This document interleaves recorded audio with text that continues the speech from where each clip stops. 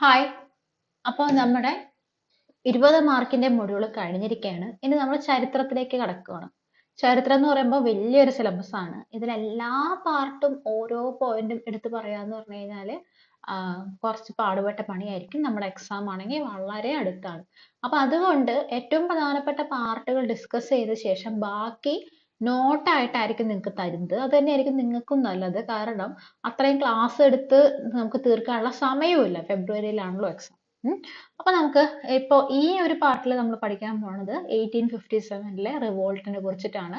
1857 വിപ്ലവം എന്ന് പറയുന്നത് എല്ലാ പരീക്ഷയ്ക്കും 1 മാർക്കിന് ഉറപ്പായിട്ടും ചോദിക്കുന്ന ഒരു ഭാഗമാണ്. അപ്പൊ അത് നമുക്ക് ഒരിക്കലും വിട്ട് കളയാൻ പറ്റില്ല. പലപ്പോഴും 2 മാർക്കിനൊക്കെ ചോദിക്കാറുണ്ട് 10th ലെവൽ പരീക്ഷകൾക്ക്. അപ്പൊ അത് നമുക്ക് നന്നായി പഠിക്കാം. ഓക്കെ. അപ്പൊ നമുക്ക് ക്ലാസ്സിലോട്ട് കടക്കാം. 1857 വിപ്ലവത്തെ കുറിച്ചിട്ടാണ് നമ്മൾ പഠിക്കാൻ പോകുന്നത്. അപ്പോ ബ്രിട്ടീഷുകാര് വന്നതിന് ശേഷം അവർ ചുമ്മാ ഇരിക്കുകയായിരുന്നില്ല അല്ലെ.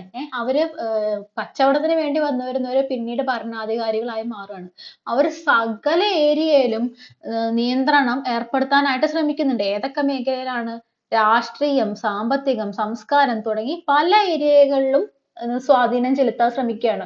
പ്രത്യേകിച്ചും വിധവാ പുനർവിവാഹം, അതുപോലെ തന്നെ ദത്തവകാശ നിരോധന നിയമം, ഇങ്ങനെ പല കാര്യങ്ങളും ഇന്ത്യക്കാർക്ക് അങ്ങനെ തീരെ പിടിക്കുന്ന കാര്യങ്ങളായിരുന്നില്ല. അതുപോലെ തന്നെ വലിയ വലിയ സ്ഥാനങ്ങളിലെല്ലാം തന്നെ ബ്രിട്ടീഷ് ഉദ്യോഗസ്ഥരെ അധികാരത്തിലാക്കി. ഓക്കെ. പ്രാദേശിക പ്രഭുക്കന്മാരെയും നേതാക്കളെയും ഒഴിവാക്കിക്കൊണ്ട് ബ്രിട്ടീഷ് ഉദ്യോഗസ്ഥരെ അധികാര സ്ഥാനങ്ങളിൽ ഇരുത്തി. പിന്നെ വേറൊരു സംഭവം ഉണ്ട്. ഇവര് ഉറുദു എന്ന് പറയുന്ന അല്ലെങ്കിൽ പേർഷ്യൻ, ഉറുദു ഒക്കെ ആയിരുന്നു ഇതിനു മുമ്പ് ഇവിടെ ഉണ്ടായിരുന്ന ഒഫീഷ്യൽ ലാംഗ്വേജ്. അത് മാറ്റിയിട്ട് എന്ത് ചെയ്തു എന്ന് പറഞ്ഞു കഴിഞ്ഞാല് ഇംഗ്ലീഷ് മെയിൻ ലാംഗ്വേജ് ആക്കി, ഇംഗ്ലീഷ് ഭരണഭാഷയാക്കി മാറ്റി. അപ്പൊ ഈ ട്രാൻസ്ലേറ്റ് ചെയ്തുകൊണ്ടിരുന്ന കുറെ ആൾക്കാരുണ്ട്. അവരുടെയൊക്കെ ജോലി പോയി. ഓക്കെ. അങ്ങനെ കുറെ പരിപാടികളൊക്കെ ഉണ്ട്. പിന്നെ അതുപോലെ നാട്ടുരാജ്യങ്ങൾ പിടിച്ചെടുക്കാൻ വേണ്ടിയിട്ട് കുറെ പരിപാടികൾ ഈ ഇംഗ്ലീഷ് ഈസ്റ്റ് ഇന്ത്യ കമ്പനി ചെയ്യുന്നുണ്ട്. എന്തൊക്കെയാണിത്? സൈനിക സഹായ വ്യവസ്ഥ, ഡോക്ട്രിൻ ഓഫ് ലാപ്സ്, ദത്താവകാശ നിരോധന നിയമം. അതായത് ഒരു രാജാവിന് ഒരു മെയിൽ ഹെയർ ഇല്ലെങ്കിൽ, അതായത് ഒരു ആൺകുട്ടി ഇല്ലെങ്കിൽ അവരെന്താ ചെയ്യുന്നത് വെച്ച് കഴിഞ്ഞാൽ വേറെ രാജവംശത്തിലുള്ള ആൾക്കാരുടെ ആൺകുട്ടികളെ ദത്തെടുത്തുകൊണ്ട് രാജാവാക്കും. പക്ഷെ അതെല്ലാം തന്നെ, അതായത് അങ്ങനെ ഒരു പുരുഷ അനന്തരാവകാശം ഇല്ലാത്ത നാട്ടുരാജ്യങ്ങളൊക്കെ പിടിച്ചെടുക്കാൻ വേണ്ടിയിട്ട് ഡൽഹൌസി പ്രഭു ദത്താവകാശ നിരോധന നിയമം കൊണ്ടുവരുന്നുണ്ട്. അതൊക്കെ പ്രശ്നമാവുന്നു. ഓക്കെ. ഇതെല്ലാം കൂടി ഇങ്ങനെ പുകഞ്ഞിരിക്കുകയായിരുന്നു. അതൊക്കെയാണ് അവസാനം പ്രശ്നമാവുന്നത്. അപ്പൊ എങ്ങനെയെല്ലാമാണ് കമ്പനി, ഈസ്റ്റ് ഇന്ത്യ കമ്പനി അധികാരത്തിലേക്ക് വന്നതെന്നുള്ള ഒരു SCERT ഫ്ലോ ചാർട്ട് ആണ് ഈ വെച്ചിരിക്കുന്നത്. അപ്പൊ ഇത് നിങ്ങൾ നല്ലോണം നോക്കണം. ക്വസ്റ്റ്യൻ വരാനുള്ള സാധ്യത കൂടുതലാണ്. കമ്പനി അധികാരത്തിലേക്ക് യുദ്ധങ്ങൾ വഴി ഏതൊക്കെയാ വന്നത്? പ്ലാസി യുദ്ധം, ബക്സാർ യുദ്ധം. പ്ലാസി യുദ്ധവും ബക്സാർ യുദ്ധവും വഴി നമ്മുടെ ബംഗാളും പിന്നെ അതുപോലെ തന്നെ ഈ ബംഗാൾ, പ്രധാനമായിട്ടും ബംഗാൾ, കൽക്കട്ടയും അതിന്റെ സമീപമുള്ള പ്രദേശങ്ങളൊക്കെ പിടിച്ചെടുക്കുക എന്ന് പറഞ്ഞാൽ ഭയങ്കര സംഭവമായിരുന്നു. മൈസൂർ യുദ്ധങ്ങൾ വരെ മൈസൂർ പിടിച്ചെടുക്കുന്നുണ്ട്. മറാത്തകളുമായിട്ട് യുദ്ധങ്ങൾ നടക്കുന്നുണ്ട്. ഓക്കെ. അപ്പോ മൈസൂർ യുദ്ധങ്ങൾ വഴി തന്നെയാണ് നമ്മുടെ മലബാറും പിടിച്ചെടുക്കുന്നത്. ശ്രീരംഗപട്ടണം ഉടമ്പടി ഓർമ്മയില്ലേ? ശ്രീരംഗപട്ടണം ഉടമ്പടി വഴിയാണ് എന്ത് മലബാർ പിടിച്ചെടുക്കുന്നത്. അതുപോലെ തന്നെ കൂർഗും പിടിച്ചെടുക്കുന്നുണ്ട്. മറാത്ത യുദ്ധങ്ങൾ വഴി മറാത്ത പിടിച്ചെടുക്കുന്നു. ഓക്കെ. നിയമനിർമ്മാണങ്ങൾ, 2 തരത്തിലുള്ള നിയമനിർമ്മാണം ഉണ്ടായിരുന്നു. നമ്മളൊന്ന് മെൻഷൻ ചെയ്തു പോയി. ഏതൊക്കെയാണ്? സൈനിക സഹായ വ്യവസ്ഥയും ദത്തവകാശ നിരോധന വ്യവസ്ഥയും.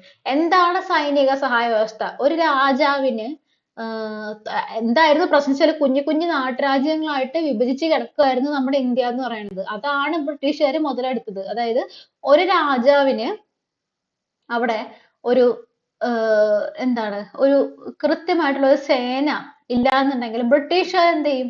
ഞങ്ങൾ സേനേനെ തരാം, ഞങ്ങളുടെ സൈന്യം നിങ്ങളുടെ നാട്ടിൽ താമസിക്കും, അവരുടെ ചെലവൊക്കെ നിങ്ങൾ നോക്കണം, ഇവരെന്ത് ചെയ്യും? നിങ്ങളെ മറ്റു രാജ്യങ്ങളിൽ നിന്ന് സംരക്ഷിച്ചോളും. അതുപോലെ തന്നെ ഞങ്ങളുടെ ഒരു ബ്രിട്ടീഷ് റെസിഡന്റിനെയും നിർത്തണം, ഞങ്ങൾ നിങ്ങളുടെ കാര്യത്തിലൊന്നും ഇടപെടില്ല. ഇങ്ങനെയൊക്കെ പറഞ്ഞുകൊണ്ടാണ് സൈനിക സഹായ വ്യവസ്ഥ ഓരോരുത്തരെ കൊണ്ട് ഒപ്പുവെപ്പിക്കുന്നത്. ആദ്യം പോയി ഒപ്പുവെച്ചത് നമ്മുടെ ഹൈദരാബാദിലെ നൈസാമാണ് കേട്ടോ. ഹൈദരാബാദിലെ നൈസാമാണ് സൈനിക സഹായ വ്യവസ്ഥയിൽ ആദ്യം ഒപ്പുവെക്കുന്നത്. അപ്പൊ ഈ ബ്രിട്ടീഷ് റെസിഡന്റ് പതുക്കെ പതുക്കെ എന്ത് ചെയ്യും? ആഭ്യന്തര കാര്യങ്ങളിലൊക്കെ ഇടപെടാൻ തുടങ്ങും. പിന്നെ ഈ ബ്രിട്ടീഷ് സൈന്യത്തിനെ തീറ്റിപ്പോറ്റുക എന്ന് പറയുന്നത് ഇവരെ സംബന്ധിച്ചിടത്തോളം പതുക്കെ വയ്യാത്ത പണിയായിപ്പോയി, ഭയങ്കര ചെലവായി. അങ്ങനെ പതുക്കെ ആ രാജ്യങ്ങളെ, ആ നാട്ടുരാജ്യങ്ങളെ പിടിച്ചെടുക്കുക എന്നുള്ളതായിരുന്നു സ്ട്രാറ്റജി. അങ്ങനെ പിടിച്ചടക്കിയ നാട്ടുരാജ്യങ്ങളാണ് ഹൈദരാബാദ്, തഞ്ചാവൂർ, ഇൻഡോർ തുടങ്ങിയവ. ഓക്കെ. ദത്താവകാശ നിരോധന നിയമം വഴി പിടിച്ചെടുത്ത ആദ്യത്തെ നാട്ടുരാജ്യം എന്ന് പറയുന്നത് ഏതാണ്? സത്താറയാണ് കേട്ടോ. അപ്പൊ ഝാൻസി, സത്താറ, നാഗ്പൂർ തുടങ്ങിയവ എങ്ങനെയാ? ദത്താവകാശ നിരോധന നിയമപ്രകാരം പിടിച്ചടക്കിയവയാണ്. അങ്ങനെ ഈ പിടിച്ചടക്കിയതൊക്കെ ബ്രിട്ടീഷ് ഇന്ത്യയുടെ ഭാഗമാവുകയാണ്. പിന്നെ ചില ഈ തിരുവിതാംകൂർ പോലുള്ള സ്ഥലങ്ങളൊക്കെ കമ്പനിക്ക് അധീശപ്പെട്ടിട്ടുണ്ട്. പക്ഷെ ഒരു രാജ്യമായിട്ട് നിലനിർത്താനായിട്ട് അവര് സമ്മതിച്ചിട്ടുണ്ട്. രാഷ്ട്രീയ കാര്യങ്ങളാണ് ഡോക്ട്രിൻ ഓഫ് ലാപ്സ് അഥവാ ദത്താവകാശ നിരോധന നിയമം പറയുന്നത്. പലതവണ പറഞ്ഞു അല്ലെ, നാട്ടുരാജ്യങ്ങൾക്ക് ഒരു പുരുഷ അവകാശി ഇല്ലെങ്കിൽ നാട്ടുരാജ്യങ്ങളെ കൂട്ടിച്ചേർക്കാൻ കഴിയുന്ന ഒരു നയമായിരുന്നു ഡൽഹൌസി പ്രഭുവിന്റെ ഡോക്ട്രിൻ ഓഫ് ലാപ്സ്. ഇത് നിരവധി നാട്ടുരാജ്യങ്ങളുടെ കൂട്ടിച്ചേർക്കലിലേക്ക്. അപ്പൊ ദത്താവകാശ നിരോധന നിയമപ്രകാരം ഏറ്റവും ആദ്യം കൂട്ടിച്ചേർക്കപ്പെട്ട നാട്ടുരാജ്യം സത്താറയാണ്. അതിന്റെ വർഷം ഓർക്കണം. വർഷം എന്ന് പറഞ്ഞു കഴിഞ്ഞാൽ 1848. ഇനി ദത്താവകാശ നിരോധന നിയമപ്രകാരം കൂട്ടിച്ചേർക്കപ്പെട്ട മറ്റു നാട്ടുരാജ്യങ്ങൾ ഏതൊക്കെയാണ്? ജയ്പൂർ തൊട്ടടുത്ത വർഷം 49, സാമ്പൽപൂരും അതേ വർഷം തന്നെയാണ്. പിന്നെ ഝാൻസി 1854, നാഗ്പൂർ 1854. ഓക്കെ. അപ്പൊ ഝാൻസിയും നാഗ്പൂറും 1854 ജയ്പൂരും സാമ്പൽപൂരും 1849. ഓക്കെ. അവധ് പിടിച്ചെടുക്കല് മറ്റൊരു പ്രശ്നമായിരുന്നു. അവധ് എന്ന് പറഞ്ഞു കഴിഞ്ഞാല് ഏറ്റവും കൂടുതൽ സൈനികരെ സംഭാവന ചെയ്തുകൊണ്ടിരുന്ന സ്ഥലമാണ് അവധ് എന്ന് പറഞ്ഞു കഴിഞ്ഞാൽ. അവധിലത്തെ രാജാവായിട്ടുള്ള വാജിദ് അലി ഷാ എന്ന് പറഞ്ഞു കഴിഞ്ഞാൽ ജനങ്ങളുടെ വളരെ പ്രിയപ്പെട്ട ആളായിരുന്നു. ഇതിനെ ദുർഭരണം എന്ന് ആരോപിച്ചാണ് ബ്രിട്ടീഷുകാർ പിടിച്ചെടുക്കുന്നത്. എന്നിട്ട് ഈ വാജിദ് അലി ഷാ പോകുന്നതിന്റെ പിന്നാലെ ആളുകള് കണ്ണീര് വാർത്തുകൊണ്ട് അദ്ദേഹത്തിന്റെ പിന്നാലെ പോകുന്നുണ്ട്. വാജിദ് അലി ഷാഹിനെ ഇറക്കി വിടുമ്പോൾ അദ്ദേഹത്തിന്റെ പിന്നാലെ പോകുന്നുണ്ട്. ഭയങ്കര വികാരജനകമായിട്ടുള്ള കാര്യങ്ങളൊക്കെ ആയിരുന്നു. അത് ജനങ്ങളുടെ ഇടയിൽ ഭയങ്കരമായിട്ട്, പ്രത്യേകിച്ച് ഒരുപാട് സൈനികരുണ്ട്, സൈനികരുടെ ഇടയിൽ ഈസ്റ്റ് ഇന്ത്യ കമ്പനിക്കെതിരെ ഒരുപാട് ദേഷ്യം ജനിപ്പിക്കുന്നുണ്ട്. ഓക്കെ. പിന്നെ നാനാ സാഹിബ്, റാണി ലക്ഷ്മിബായ്, ബഹദൂർ ഷാ സഫർ തുടങ്ങിയ നേതാക്കളുടെ കലാപം. നാനാ സാഹിബ് കാൺപൂരിലുള്ള ആളായിരുന്നു. അദ്ദേഹത്തിന് ഈ ദത്തുപുത്രനാണ് എന്ന് ആരോപിച്ചുകൊണ്ട് പെൻഷൻ നിഷേധിക്കുന്നുണ്ട്. അതുകൊണ്ടാണ് നാനാ സാഹിബ് ഈ ഒരു യുദ്ധമുഖത്തിലേക്ക് വരുന്നത്. റാണി ലക്ഷ്മിബായ് വരാൻ കാരണം എന്താ? ഝാൻസി പിടിച്ചെടുത്തത്. ബഹദൂർ ഷാ സഫർ അവസാനത്തെ മുഗൾ നേതാവായിരുന്നു. ഓക്കെ. നേതാവല്ല, രാജാവായിരുന്നു. മുഗൾ രാജാക്കന്മാരുടെയൊക്കെ പ്രതാപം എന്ന് പറയുന്ന സംഭവം ഏറ്റവും ദ ലാസ്റ്റ് മുഗൾ എന്ന് പറയാം. പ്രതാപമല്ല, ഈസ്റ്റ് ഇന്ത്യ കമ്പനി നശിപ്പിച്ചിട്ടുണ്ടായിരുന്നു. നമ്മളുടെ എന്താണ് ഈ പ്ലാസി യുദ്ധത്തിന് ശേഷം, ബക്സാർ യുദ്ധത്തിനൊക്കെ ശേഷം ഈ ബഹദൂർ ഷാ സഫർ പോലെയുള്ള രാജാക്കന്മാർക്കൊക്കെ ആ ഒരു പൂന്തോട്ടത്തിലും കൊട്ടാരത്തിന്റെ ഉള്ളിൽ ഇരിക്കാൻ മാത്രം കഴിഞ്ഞിട്ടുള്ളൂ. പേര് മാത്രം ഉണ്ടായിരുന്നുള്ളൂ. ഒരു ദിവസം നമ്മുടെ വായിൽ വീഴാൻ പോകുന്ന ചെറി എന്ന് എന്തിനെയാണ് വിശേഷിപ്പിച്ചത്? ഡൽഹൌസി അവധിനെ വിശേഷിപ്പിച്ചു. അവധ് എന്ന് പറഞ്ഞാൽ വളരെ റിച്ച് ആയിട്ടുള്ള ഒരു പ്രിൻസ്ലി സ്റ്റേറ്റ് ആണ്. അതുകൊണ്ടാണ് ഈ ബ്രിട്ടീഷുകാർ നോക്കി വെള്ളം ഇറക്കിക്കൊണ്ടിരുന്ന സ്ഥലമാണ്. അപ്പൊ അവധിനെ ഒരു ദിവസം നമ്മുടെ വായിൽ എന്തായാലും വീഴാൻ പോകുന്ന ചെറി എന്ന് വിശേഷിപ്പിച്ചത് ഡൽഹൌസി പ്രഭുവാണ്. പിന്നെ നേരത്തെ പറഞ്ഞ പോലെ ഇന്ത്യക്കാർക്ക് പ്രധാനപ്പെട്ട അഡ്മിനിസ്ട്രേറ്റീവ് തസ്തികകളെല്ലാം തന്നെ നഷ്ടപ്പെടുകയാണ്. ആ തസ്തികകളിലെല്ലാം തന്നെ, പ്രധാനപ്പെട്ട ജോലികളിലെല്ലാം തന്നെ ആരെയാ നിയമിക്കുന്നത്? ബ്രിട്ടീഷുകാരെയാണ് നിയമിക്കുന്നത്. 1837 ഔദ്യോഗിക ഭാഷയായിട്ട് നമ്മുടെ ഇംഗ്ലീഷിനെ സ്വീകരിക്കുകയാണ് വില്യം ബെന്റിക്കാണ്. അപ്പോൾ ഇംഗ്ലീഷ് ഔദ്യോഗിക ഭാഷയായി തീരുന്നതോടെ ഉറുദു എലൈറ്റ് അഷ്റഫുകൾക്ക് ജോലി നഷ്ടപ്പെട്ടു. പേർഷ്യനും ഉറുദു ആയിരുന്നു അതിനു മുമ്പ് എന്താണ് ഔദ്യോഗിക ഭാഷയായിട്ടുണ്ടായിരുന്നത്. അപ്പൊ ഇവരെന്ത് ചെയ്യുന്നു? ഇംഗ്ലീഷിലേക്ക് ട്രാൻസ്ലേറ്റ് ചെയ്യുന്ന പറഞ്ഞ ഒരു പ്രധാനപ്പെട്ട ജോലിയായിരുന്നു. ആ ജോലി ഈ ഔദ്യോഗിക ഭാഷ ഇംഗ്ലീഷായ ശേഷം ഇവർക്ക് ഈ ജോലി നഷ്ടപ്പെടുകയാണ്. പിന്നെന്താണ്? ബ്രിട്ടീഷുകാർ വിപുലീകരിച്ചു വരുമ്പോൾ നവാബുമാർക്കും ജമീന്ദാർമാർക്കും വലിയ നഷ്ടം ഉണ്ടാവുകയാണ്. വ്യാപാര വാണിജ്യ നയങ്ങളുടെ അന്യായമായ കീഴ്വഴക്കങ്ങൾ, യുദ്ധത്തിന്റെയും പിടിച്ചടക്കലിന്റെയും നയം, ബ്രിട്ടീഷ് ചൂഷണത്തിന്റെ ഇരകളായി തീർന്ന ഇന്ത്യൻ ഭരണാധികാരികളുടെ അതൃപ്തി, പ്രതികാരം എന്നിവ മൂലം എല്ലാം നഷ്ടപ്പെട്ട ഭരണാധികാരികൾ ഒന്നുചേർന്ന് 1857 കലാപത്തിൽ പങ്കുചേരുകയാണ് ഉണ്ടായത്. അപ്പൊ വെറും ശിപായി ലഹള മാത്രമല്ല, എല്ലാ തരത്തിലുള്ള ആളുകളും 1857 കലാപത്തിൽ ഉണ്ടായിരുന്നു. ഏറ്റവും താഴേക്കിടയിലുള്ള ശിപായിമാര് മുതൽ രാജ്യം ഭരിക്കുന്ന രാജാക്കന്മാർ വരെ ഉണ്ടായിരുന്ന ഒരു സംഭവമായിരുന്നു 1857 റിവോൾട്ട്, ഒന്നാം സ്വാതന്ത്ര്യ സമരം. സാമൂഹികമായിട്ടുണ്ടായിരുന്ന കാരണങ്ങൾ എന്തൊക്കെയാണ്? തദ്ദേശീയരായിട്ടുണ്ടായിരുന്ന ആശയവിനിമയത്തിന്റെ കുറവ്. തദ്ദേശീയരായിട്ട് ആശയവിനിമയം ഒന്നും തന്നെ ഉണ്ടായിരുന്നില്ല. വിവേചനപരമായ ശമ്പള പാക്കേജുകൾ, ബ്രിട്ടീഷുകാർക്ക് കൊടുക്കുന്ന ശമ്പള പാക്കേജ് ഒന്നും ഇന്ത്യക്കാർക്ക് കൊടുത്തിരുന്നില്ല. ഇംഗ്ലീഷ് ഉദ്യോഗസ്ഥന്മാരുടെ അപമാനം, റേഷ്യൽ ആയിട്ട് വളരെയധികം, അതായത് ഇന്ത്യക്കാരോട് ഭയങ്കര റേഷ്യൽ വിവേചനം നല്ലോണം ഉണ്ടായിരുന്നു. അത്തരത്തിലുള്ള അപമാനങ്ങളെല്ലാം കാരണമായിരുന്നു. ഇന്ത്യൻ സൈനികരെ സംബന്ധിച്ചിടത്തോളം അവർക്ക് സമുദ്രം കടന്നാൽ മതം നഷ്ടപ്പെടും, പ്രത്യേകിച്ച് ബ്രാഹ്മണർക്കിടയിൽ അങ്ങനെ ഒരു ഇതൊക്കെ ഉണ്ടായിരുന്നു. പക്ഷെ ഇതൊന്നും നോക്കാതെ ഇവരെ സമുദ്രം കടത്തി കൊണ്ടുപോയി പല സ്ഥലത്ത് യുദ്ധം ചെയ്യിപ്പിക്കുക എന്നുള്ളത് ഒരു രീതിയായിരുന്നു. ഇത് അവർക്ക് ഭയങ്കര പ്രശ്നമായി. പിന്നെ അതുപോലെ സൈന്യത്തിലെ മതചിഹ്നങ്ങളുടെ ഉപയോഗത്തിനുണ്ടായിരുന്ന നിയന്ത്രണം. അപ്പം സൈന്യത്തിലെ മതചിഹ്നങ്ങൾ ഉപയോഗിക്കുന്നതിനുണ്ടായിരുന്ന നിയന്ത്രണം എന്താണ്? ഈ ഈ ശിപായിമാരെ സംബന്ധിച്ചിടത്തോളം ഒരു ബുദ്ധിമുട്ടുള്ള കാര്യമായിരുന്നു. ജനറൽ സർവീസ് എൻലിസ്റ്റ്മെന്റ് ആക്ട് എന്ന് പറഞ്ഞ ആക്ടും 1857 നയിച്ച ഒരു കാര്യമാണ്. ഇന്ത്യൻ സൈനികരെ വിദേശത്ത് നിയമിച്ചാൽ അവർക്ക് അധിക അലവൻസുകൾ ലഭ്യമാകില്ലെന്നാണ് ഈ നിയമം അർത്ഥമാക്കുന്നത്. അതായത് ഇവിടെ നമ്മുടെ ഒഡീഷയിലുള്ള ഒരു സൈനികനെ ഒഡീഷയിൽ തന്നെയുള്ള ഒരു യുദ്ധത്തിന് നിയോഗിച്ചാലും അതേപോലെ തന്നെ റഷ്യയെ കൊണ്ടുപോയി ഒരു യുദ്ധത്തിന് നിയമിച്ചാലും അവർക്ക് സെയിം ശമ്പളം തന്നെ കിട്ടുള്ളൂ. അപ്പൊ അത് പറയുന്ന ഒരു നിയമമാണ് ജനറൽ സർവീസ് എൻലിസ്റ്റ്മെന്റ് ആക്ട്.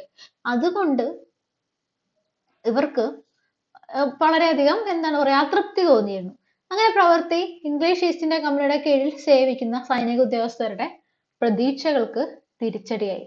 അപ്പൊ ശിപായിമാരുടെ ജീവിതം എങ്ങനെയായിരുന്നു? തുച്ഛമായിട്ടുള്ള വേതനമാണ് കൊടുത്തിരുന്നത്.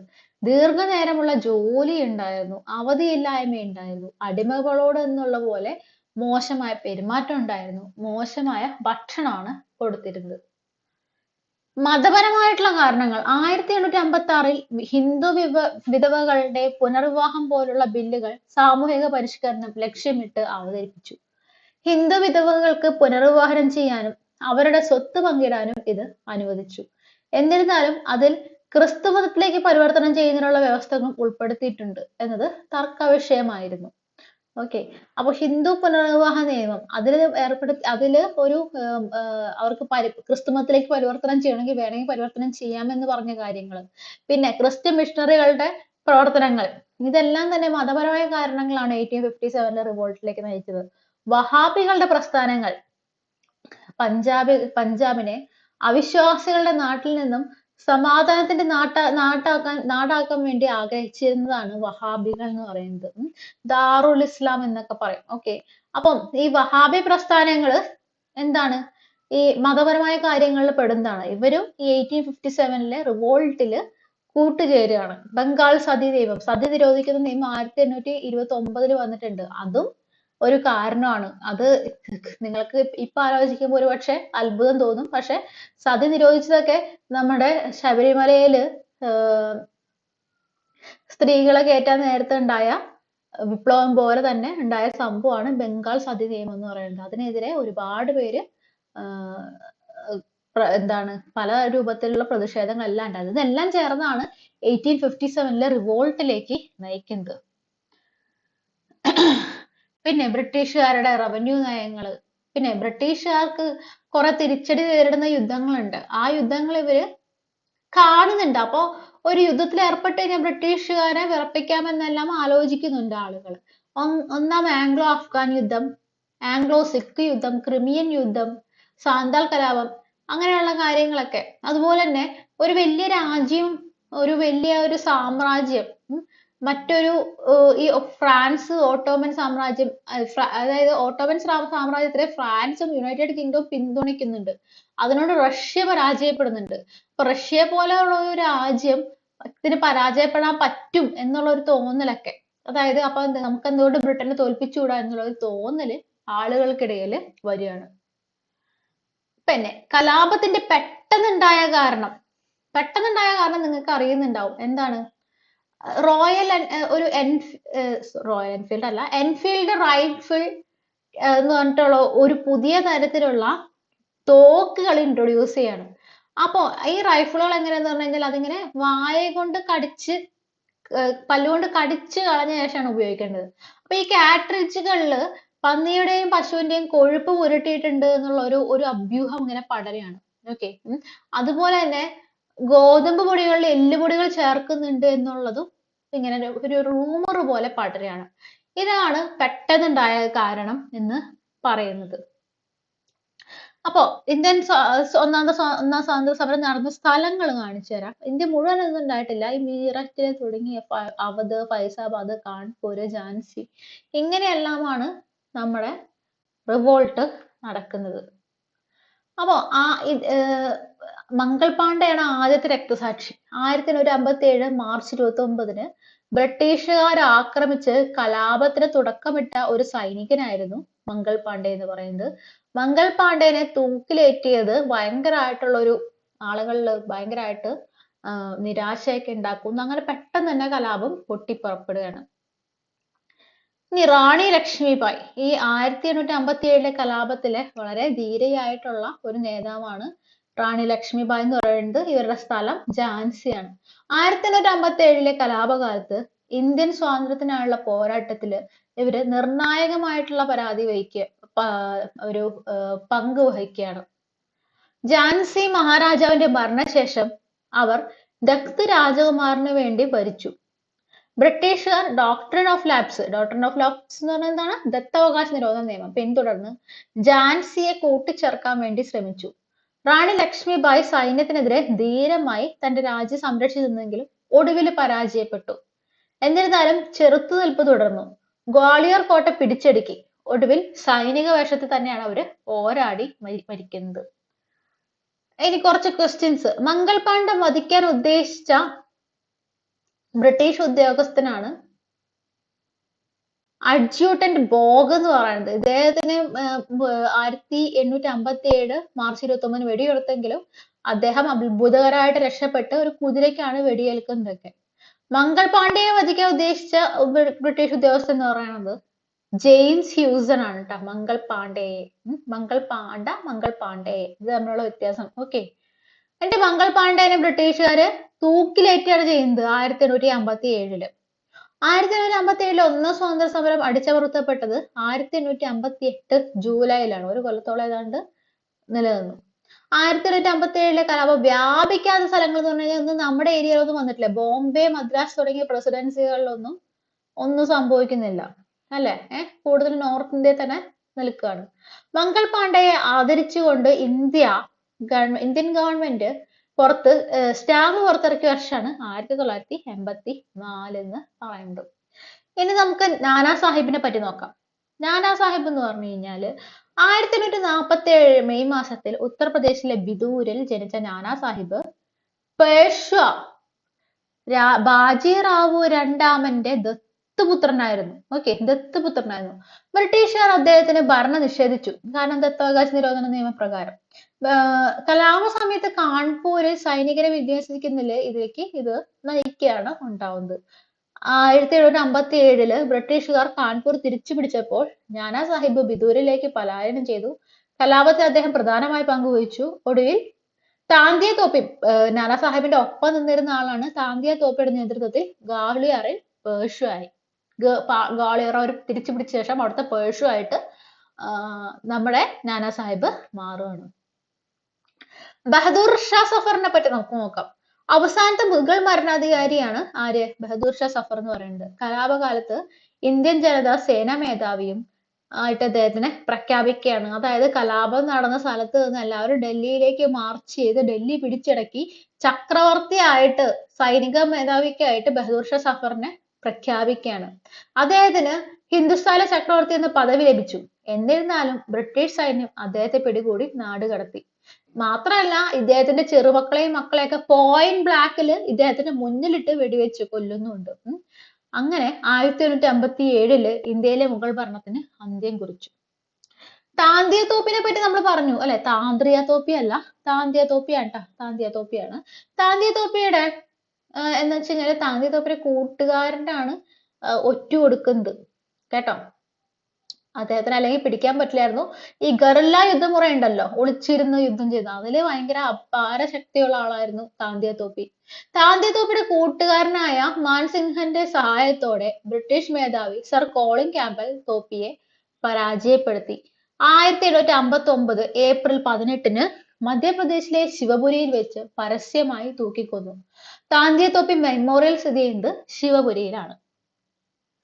ഇത് നിങ്ങൾ നന്നായിട്ട് പഠിക്കണം. ഏത് ഉറക്കത്തിൽ ചോദിച്ചാലും കിട്ടുന്ന പോലെ പഠിക്കണം. ഓക്കെ, അപ്പൊ കാൺപൂരിലെ നേതാക്കൾ ആരൊക്കെയായിരുന്നു? നാനാ സാഹിബും താന്തിയ തോപ്പിയുമായിരുന്നു. ഡൽഹിയില് ഭക്ത് ഖാനും ബഹദൂർ ഷാ സെക്കൻഡും ആണ് ട്ടോ. സെക്കൻഡ് എന്നാണ് എഴുതിയേക്കുന്നത്, സെക്കൻഡും ആണ്. ഓക്കെ, ഝാൻസിയിലെ റാണി ലക്ഷ്മിബായി ആണ്. ഫൈസാബാദിലെ മൗലവി അഹമ്മദുള്ളയാണ്. മീററ്റില് ഗദം സിംഗ് ആണ്. ഹരിയാനയില് റാവു തുലറാം ആണ്. ഓക്കെ ഓക്കെ, അപ്പൊ ഒന്നും കൂടി പറഞ്ഞു നോക്കാം. ഡൽഹിയിൽ ആരൊക്കെയുണ്ട്? ഭക്ത് ഖാനും ഉണ്ട്, ബഹദൂർ ഷാ സെക്കൻഡും ഉണ്ട്. ഝാൻസിയില് റാണി ലക്ഷ്മിബായി ഉണ്ട്. ഫൈസാബാദിലെ മൗലവി അഹമ്മദുള്ള ഉണ്ട്. മീററ്റിലെ ഗദം സിംഗ് ഉണ്ട്. ഹരിയാനയില് റാവു തുലറാം ഉണ്ട്. കലാപത്തിന്റെ അടിച്ചമർത്തലിനെ പറ്റി നമുക്ക് ഒന്ന് നോക്കാം. 1857 ഡിസംബർ 20-ന് ബ്രിട്ടീഷുകാർ ഡൽഹി പിടിച്ചെടുത്തു. ജോൺ നിക്കോൾസൺ ആയിരുന്നു ഉപരോധത്തിന്റെ നേതാവ്. ഇദ്ദേഹത്തിനെ ഡൽഹിയിലെ കശാപ്പുകാരൻ എന്നാണ് അറിയപ്പെടുക. അദ്ദേഹം മരണപ്പെടുന്നൊക്കെ ഉണ്ട് ഡൽഹിയിലുള്ള ഒരു സംഘടനത്തിൽ വെച്ച്. ബഹദൂർ ഷാ സഫർ തടവുകാരനായി പിടിക്കപ്പെട്ടു. റംഗൂണിലേക്ക് നാട് കടത്തി. അവിടെ വെച്ചിട്ട് അദ്ദേഹം 1862-ല് മരിക്കുകയാണ്. ലഫ്റ്റനന്റ് ഹഡ്സൺ രാജകുമാരന്മാരെ പരസ്യമായി വെടിവെച്ചു കൊന്നു. ഡൽഹിയുടെ പതനത്തോടെ എല്ലാ പ്രാദേശിക കലാപങ്ങളും ഒന്നൊന്നായിട്ട് അടിച്ചമർത്തപ്പെട്ടു. 1858-ല് ഝാൻസി റാണി ഹ്യൂഗ് റോസിനോട് പരാജയപ്പെട്ട് യുദ്ധകളത്തിൽ മരിച്ചു. സർ കോളിൻ ക്യാമ്പൽ ബറേലിയും ലക്നൌവും തിരിച്ചുപിടിച്ചു. 1859-ല് നാനാ സാഹിബ് നേപ്പാളിലേക്ക് രക്ഷപ്പെട്ടു. ലക്നൌവിൽ വെച്ച് ബീഗം നേപ്പാളിലേക്ക് പലായനം ചെയ്തു. താന്തിയ തോപ്പി മധ്യ ഇന്ത്യയിലേക്ക് രക്ഷപ്പെടുകയായിരുന്നെങ്കിലും പിടികൂടി വധിച്ചു. ബനാറസില് കലാപം കേണൽ നീൽ നിഷ്കരണം അടിച്ചമർത്തി. അപ്പൊ ഈ കലാപം എന്തുകൊണ്ടൊക്കെയാണ് പരാജയപ്പെട്ടത് എന്നുള്ള കാര്യങ്ങൾ നമുക്കൊന്ന് നോക്കാം. ഒന്ന്, ബഹദൂർ ഷാ വൃദ്ധനായി തീർന്നു, ദുർബലനായി. അതിനാൽ കലാപം നയിക്കാനായിട്ട് കഴിഞ്ഞില്ല. പിന്നെ അതുപോലെ തന്നെ ഇത് നോർത്ത് ഇന്ത്യയിലത്തെ കുറച്ച് സ്ഥലങ്ങളിൽ മാത്രം വ്യാപിച്ചിട്ടുണ്ടായിരുന്നുള്ളൂ. ഇന്ത്യയിലെ മിക്കവാറും സ്ഥലങ്ങൾ ഇത് ബാധിക്കപ്പെട്ടിട്ടുണ്ടായിരുന്നില്ല. കുറെയൊക്കെ വലിയ ജമീന്ദാർമാരൊക്കെ ബ്രിട്ടീഷുകാരെ പിന്തുണയ്ക്കുകയായിരുന്നു. അതുപോലെ തന്നെ ഇംഗ്ലീഷ് വിദ്യാഭ്യാസമൊക്കെ നേടിയ ഇന്ത്യക്കാര് കലാപത്തിനെ പിന്നോക്കമായിട്ട് വീക്ഷിച്ചു. അവരെ സംബന്ധിച്ചിടത്തോളം ബ്രിട്ടീഷുകാർ ഇവിടെ കുറെ സാമൂഹിക പുരോഗതിയൊക്കെ കൊണ്ടുവരും എന്നുള്ള ഒരു വിശ്വാസമായിരുന്നു അപ്പൊ ഉണ്ടായിരുന്നത്. ഇന്ത്യൻ സൈനികർക്ക് വേണ്ടത്ര സജ്ജീകരണങ്ങൾ ഉണ്ടായിരുന്നില്ല. പിന്നെ അതുപോലെ തന്നെ ഒരൊറ്റ നേതാവില്ല, കുറെ കുഞ്ഞു കുഞ്ഞു നേതാക്കളാണ്. അപ്പൊ കേന്ദ്ര നേതൃത്വം ഇല്ലാത്ത കലാപം മോശമായിട്ടാണ് സംഘടിപ്പിക്കപ്പെട്ടത്. അപ്പൊ ഇത് SCERT-ൽ ഉണ്ടായിരുന്ന ഒരു കാര്യമാണ്. ഒന്ന് നോക്കി, എന്തുകൊണ്ടായിരിക്കാം ഒന്നാം സ്വാതന്ത്ര്യ സമരം പരാജയപ്പെട്ടത്? ഉത്തരേന്ത്യയിൽ മിക്ക സ്ഥലങ്ങളിലും കലാപങ്ങൾ ഉണ്ടായെങ്കിലും ഇതിനൊരു സംഘടിത സ്വഭാവം ഉണ്ടായിരുന്നില്ല. കലാപകാരികളെ അപേക്ഷിച്ച് സൈനിക ശേഷിയും സംഘാടന മികവും മെച്ചപ്പെട്ട ആയുധങ്ങളും കമ്പനിക്ക് ഉണ്ടായിരുന്നു. ഇന്ത്യക്കാരിലെ എല്ലാ വിഭാഗങ്ങളുടെയും പിന്തുണ നേടുന്നതിൽ കലാപകാരികൾ പരാജയപ്പെട്ടു. ഇംഗ്ലീഷ് വിദ്യാഭ്യാസം നേടിയ ഇന്ത്യക്കാര് കലാപത്തിനെതിരായിരുന്നു. സമ്പന്നരായ നാട്ടുരാജാക്കന്മാർ കമ്പനിക്കായിരുന്നു പിന്തുണ നൽകിയത്. പരിണിത ഫലങ്ങൾ എന്തൊക്കെയാണ്? അതോടുകൂടി കമ്പനി ഭരണം ഇവിടെ നിൽക്കുകയാണ്. ഇന്ത്യയുടെ മെച്ചപ്പെട്ട ഗവൺമെന്റിനുള്ള നിയമം, ആക്ട് ഓഫ് ഗുഡ് ഗവേണൻസ് എന്ന് പറഞ്ഞിട്ട് 1857 സംഭവം വരികയാണ്. 1858 സൈനിക സംയോജന പദ്ധതി. 1861 കമ്പനിയുടെ യൂറോപ്യൻ സൈനികരെ കിരീടത്തിന്റെ സേവനത്തിലേക്ക് മാറ്റി. കിരീടത്തിന്റെ സേവനം എന്ന് പറഞ്ഞു കഴിഞ്ഞാൽ ക്രൗണിന്റെ സേവനം. ഓക്കെ, പിന്നെ അതുപോലെ തന്നെ 1861 ഇന്ത്യൻ സിവിൽ സർവീസ് നിയമം പാസ്സാക്കി. അത് രാജ്ഞിക്ക് കീഴിൽ എല്ലാവരും തുല്യരാണെന്ന പ്രതീതി ഉണ്ടാക്കി. ഓക്കെ, ഇനി പുസ്തകങ്ങളെ പറ്റി നോക്കാം. പ്രധാനപ്പെട്ട പുസ്തകം 1857 ഫസ്റ്റ് വാർ ഓഫ് ഇൻഡിപെൻഡൻസ്, അത് ആരുടെയായിരുന്നു? വി.ഡി. സവർക്കറുടെ പുസ്തകമായിരുന്നു. 1857 ദി ഗ്രേറ്റ് റിബലിയൻ എന്ന് പറയുന്നത് അശോക് മേത്തയുടെ പുസ്തകമായിരുന്നു. Sepoy mutiny and revolt of 1857 R C. മജുംദാറിന്റെ പുസ്തകമാണ്. ഓക്കെ, ഇനി നോക്കൂ, ഈ ഒരു ക്വസ്റ്റ്യൻ നിങ്ങൾക്ക് ചെയ്യാൻ വേണ്ടിയിട്ടുള്ളതാണ്. ഇങ്ങനത്തെ ക്വസ്റ്റ്യൻസ് ഒക്കെയാണ് കൂടുതലും വരിക. ആ ഒന്നും രണ്ടും കൂടി ചേർത്ത് പറയാനാ പറഞ്ഞിരിക്കുന്നത്. നമ്മൾ പഠിക്കാത്ത ഭാഗത്തു നിന്നുള്ള ക്വസ്റ്റ്യൻസ് ഉണ്ട്, എന്നാലും നിങ്ങൾ ഒന്ന് അറ്റംപ്റ്റ് ചെയ്ത് നോക്കണം കേട്ടോ. ഓക്കെ, അപ്പൊ ഇത്രയൊക്കെയാണ്. ഞാൻ ഈ ക്വസ്റ്റ്യൻ ഇട്ടതിന്റെ കാരണം നിങ്ങൾക്ക് മനസ്സിലായോ? ഇങ്ങനെ ആയിരിക്കും 1857 പറ്റിയിട്ടുള്ള ക്വസ്റ്റ്യൻസും വരിക. അപ്പൊ നിങ്ങൾ ഇതൊന്ന് ചെയ്തു നോക്കുക, കിട്ടിയില്ലെങ്കിൽ പറയാം. ഓക്കെ,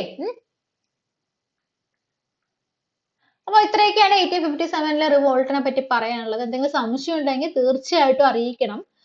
ഇത് പഠിക്കാണ്ട് നിങ്ങൾ പോവരുത്, കാരണം ഇത് ഉറപ്പായിട്ട് ഒരു ക്വസ്റ്റ്യൻ വരുന്ന കാര്യമാണ്. കേട്ടല്ലോ? അപ്പോൾ എല്ലാവർക്കും all the best. Thank you.